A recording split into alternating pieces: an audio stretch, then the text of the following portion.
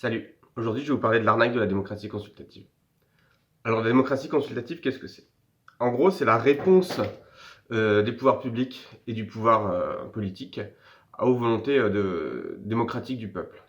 Donc en gros, c'est des systèmes parfois très complexes qui ont été mis en place pour donner l'illusion de la participation, de l'implication du citoyen dans les lois ou dans les mesures locales. En général, ça se passe au niveau local. Alors c'est très mal fait. On va y aller direct. Ça vient d'une doctrine de politique publique qu'on appelle le New Public Management. En gros, donc c'est une doctrine néolibérale qui veut que les politiques publiques, donc que tout ce qui est fait par l'État et par les pouvoirs publics et locaux, ce soit fait comme si on dirigeait une entreprise, pour en gros simplifier. Donc il va y avoir des exigences de rendement, il va y avoir des évaluations des évaluations sur des projets, toute la joie néolibérale réunis en un seul endroit. La théorie marketing qu'il y a derrière, plus précisément, c'est la théorie de la tribu. Donc, c'est-à-dire que les consommateurs, donc à savoir les citoyens, qui sont vus comme des consommateurs, fonctionnent comme une tribu à laquelle il faut un chef. Donc, le chef au local, ça va être le maire, en général. Et donc, ça implique qu'il y a des interactions possibles avec la tribu. Et une de ces interactions, c'est de donner l'opportunité à la tribu de se plaindre. Si elle se plaint, mais que personne, même si on ne tient pas compte de ses plaintes, il faut qu'elle puisse se plaindre.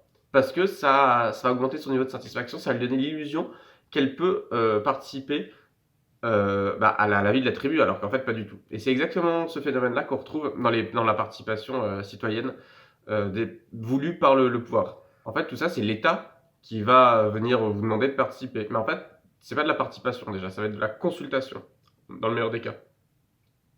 En général, ça passe par des comités de quartier. Donc, c'est des associations qui sont reconnues par la mairie et il commence à y avoir des discussions et on se sent impliqué, on sent qu'on peut faire des choses et en fait, pas du tout. En fait, la plupart du temps, la mairie va arriver avec le projet fini, il va vous dire on va faire une grande réunion pour vraiment parler du projet. Donc, la réunion attire pas mal de monde. Bon, c'est rarement folichon, mais il y a quand même quelques personnes qui arrivent. Et en gros, la mairie arrive, pose le projet fini et dit ben voilà, on va faire ça et maintenant, voilà, c'est tout. Donc en gros, la consultation des nulle part, c'est juste que on présente un projet fini et les gens ne peuvent en gros qu'accepter, quoi, parce qu'ils ont aucun pouvoir de contestation. Donc ils le font, hein, il y a des mobilisations, il y a plein de choses qui se passent pour, par exemple, lutter contre des excès qui peuvent se produire. Celui-là en est un exemple typique. C'est vrai, hein, on a eu des témoignages de gens qui nous expliquaient ça.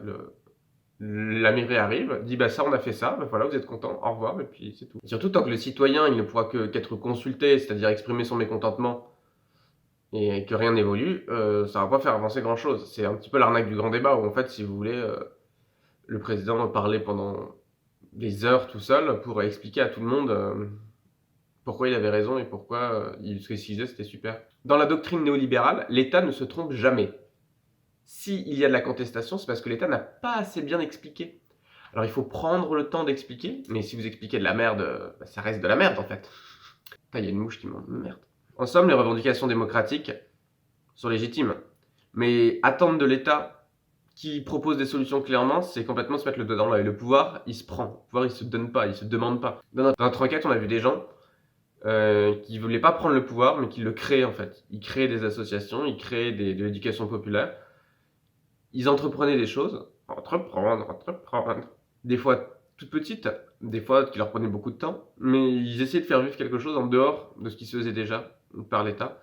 Et c'est vraiment la meilleure des manières possibles de faire changer les choses, c'est de commencer petit, à son échelle, une pierre après l'autre.